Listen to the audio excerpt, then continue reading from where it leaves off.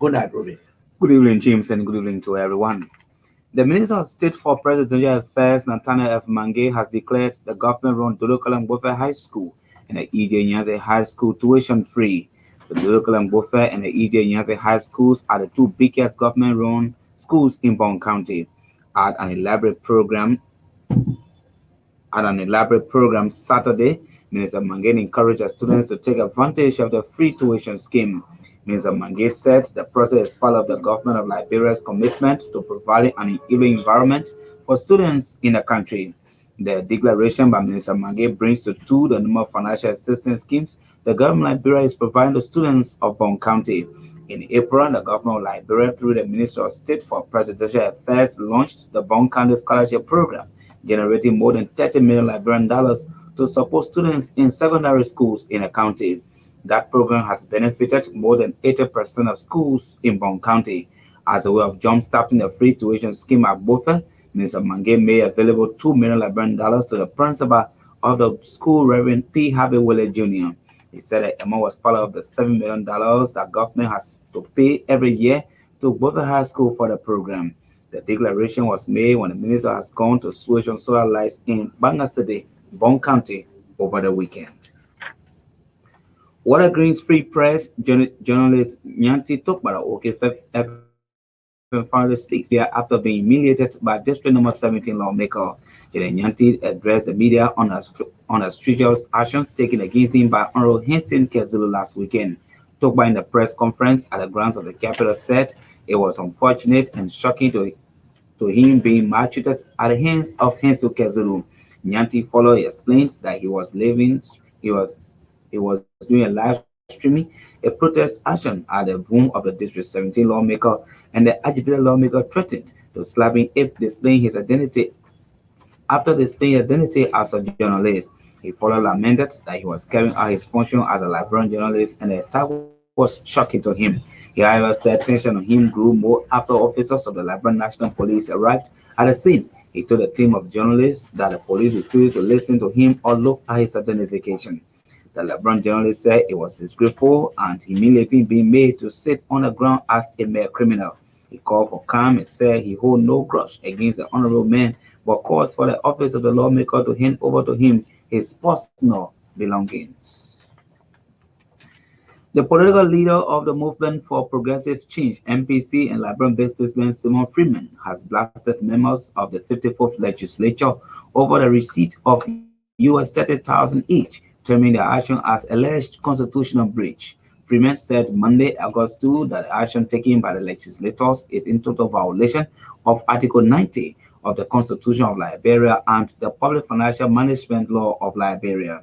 Speaking during a live interview aired on multiple local radio stations, Mr. Freeman said he is holding consultation with his people and other stakeholders as to what to do for the alleged constitutional and financial breaches. He said they will have to fight to redeem Liberia from such disingenuous acts which have the propensity to slow down development and promote lack of accountability and transparency. Freeman raised a concern that there will be no accountability and transparency for the funds received by lawmakers because the lawmakers don't give the General Auditing Commission the right to, or the law doesn't give the General Auditing Commission, the GSC, the right to audit lawmakers. He noted that Article 90 of the Constitution of Liberia states that no person, whether elected or appointed to any public office, shall engage in any other activities which shall be against public policy or conflict of interest.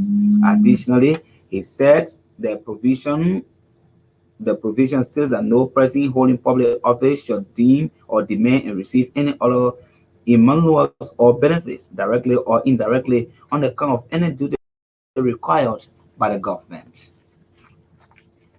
The president of the Liberal Council of Churches, LACC, Bishop Kotuke Brown, has cautioned clergymen, including bishops, pastors, and imams, to soberly think and reflect before taking up appointed positions in government. His comments come in the wake of the dismissal of the managing director of the Liberal Airport Authority, LAA, renowned Liberian Bishop John Allen Clay. Bishop Clay is the general overseer and chief executive officer of the famous Jubilee Praise and Worship Church in Liberia, with branches in Guinea and Sierra Leone. He was dismissed by the Liberian chief executive on Tuesday, July 6, 2021, for administrative reasons, the Deputy Managing Director for Operations, Martin Hayes, was mandated to ask Managing Director of the County Representative Yeke Koluba claimed that the action of the president has also left not only Liberians in suspicion, but also the entire congregation of the Jubilee churches in Liberia and elsewhere. He noted that though the actual administrative reason stated by the president or by President Weah for the dismissal of Bishop Clay is not clear to the public, the Liberian leader should have respectfully asked the bishop to turn in his resignation instead of dismissing him in such a disgraceful manner and form. Was speaking an interview with reporters at his office in Browville, Osa Monrovia recently, Bishop Brown disclosed that Representative Koluba is not the official spokesperson of the LCC. Following 2 days of violent protests staged by marketers in Kakata in demand of the construction or reconstruction of their damaged market structures by Kakata City Mayor Emmanuel Gore, Representative Ellen Arthur Red of Magibi District 3 has vowed to construct the market building. It can be recalled agri marketers besieged the grounds of the Kakata City Corporation, demanding the reconstruction of their damaged market structures by Mayor Emmanuel Gore and Donald Benson of the Liberia Marketing Association Magibi County chapter. On Sunday, a group of agri marketers staged a protest for what they term as secret demolition of their market structures by Mayor Gore and Benson. Sunday, they said posed serious economic burden to them.